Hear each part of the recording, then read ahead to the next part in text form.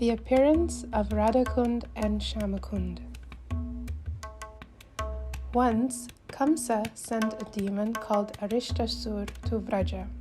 This demon had accepted the form of a bull.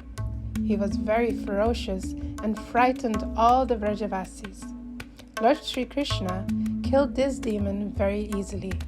That night, Krishna played on his flute to attract the gopis and enjoy with them in the rasa dance. While Radharani, Lalita, and the other Sakhis were approaching Sri Krishna, they were discussing among themselves. Krishna, the son of Brajaraj Nanda, has killed a bull, thus he has committed a sin.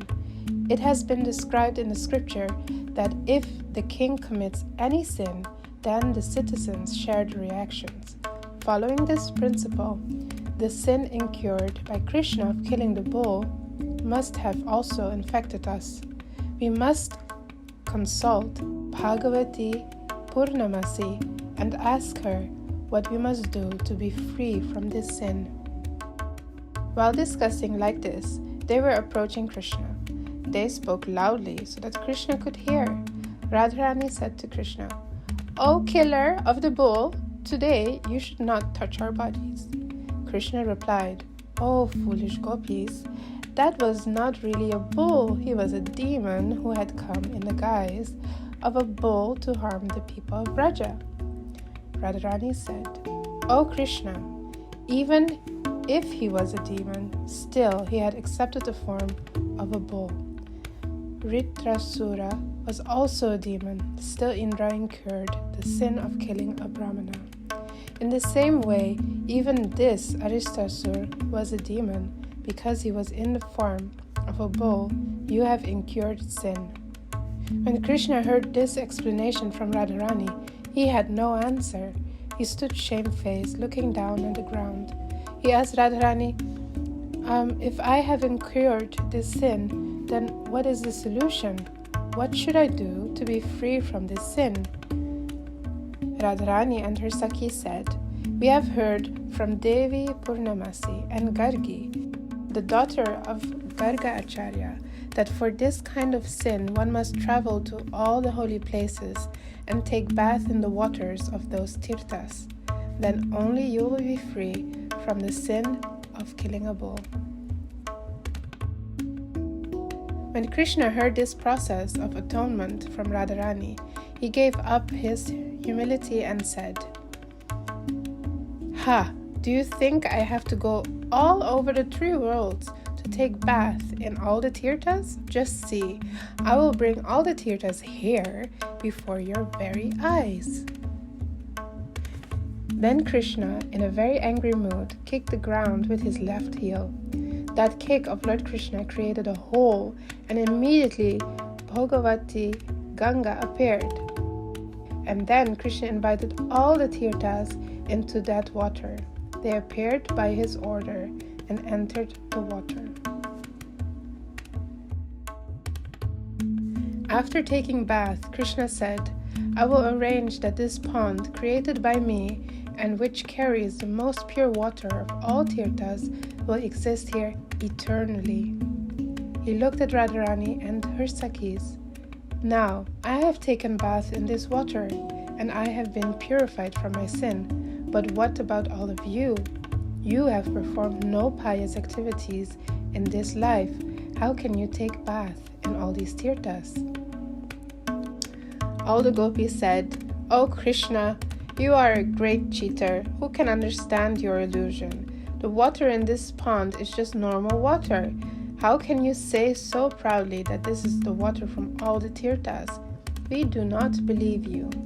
When Krishna heard this from the gopis, he summoned all the tirthas to appear in their personified forms before Radharani.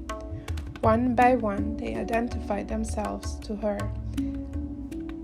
"I am Lavana Samudra, ocean of salty water.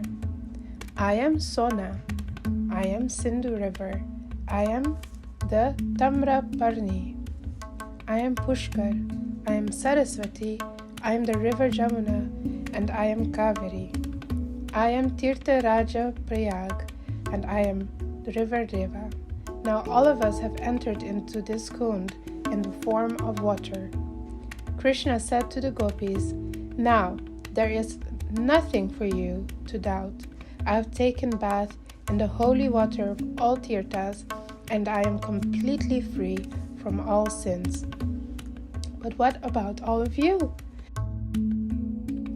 Being citizens of Raja, you are infected by sin. Now you all should take bath in this water and become free from sin. Otherwise you will remain contaminated and you will not be able to touch my body." Radharani said, "O Sakhis, Krishna has created this pond by kicking the ground with his feet. This is not an auspicious start.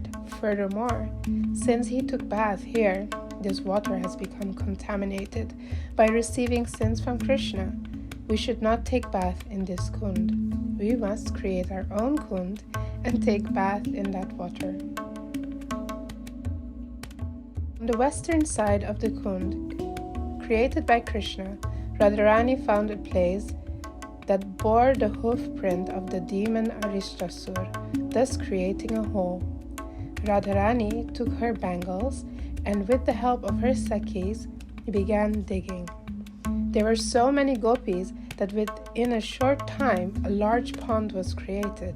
Because this Kund was created by the bangles of Radharani, it was also known as Kankana Kund, and later it was also known as Radha-Kunda.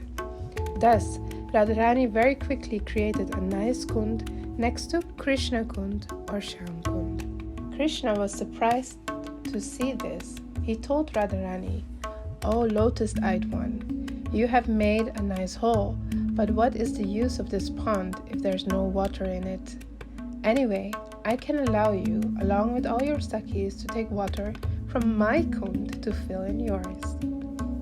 Hearing this from Krishna, Radharani turned her face away, raising her chin and said, No. Your Kund is contaminated by the sins you released during your bath. We will not take bath in that water. I will bring water from Manasi Ganga by the help of my Sakhis. Thus, I will establish the incomparable glories of my Kund in this world." Krishna thought that this would be far too laborious as a task for Radharani and the gopis, and so he indicated to all the tirthas to approach Sri Radhika to serve her. Immediately, the personified tirthas appeared before Srimati Radharani and offered their prayers to her. They said, "O Devi, who can calculate the greatness of your glories? The Vedas do not know the end of your glories. Brahma, Shiva, and Narad also do not know the end of your glories. Sri Uddhava is always meditating on your unlimited glories. The corner of your lotus feet are radiant rays of beauty desired even by Lakshmi Devi. Only one person knows your glories in full, and he is the son of Nanda Maharaj, who is cleaning the perspiration of your body out of love for you. He decorates your lotus feet very beautifully with ankle bells made of precious gems. He feels himself the most fortunate to receive the mercy of your vision. By his order and mercy, we have appeared in this Kund, which was created by the kick of his heel. O Srimati Radhika, kindly accept us by casting your merciful glance upon us. Let us live in your Kund and always have the opportunity to behold your sweet pastimes with Krishna." Hearing the prayers of the personified tirthas, Radharani looked upon Sri Krishna and smiled. She said, "O tirthas, I am very pleased with your prayers. Now you may enter into my Kund by your sweet will."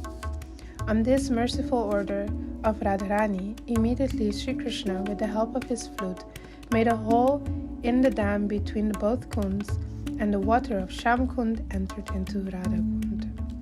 Srimati Radharani entered her Kund at midnight on Kartik Purnima, Krishna Ashtami or Bahula Ashtami Tithi. When Krishna saw Radha-Kunda filled with water, he also took bath there.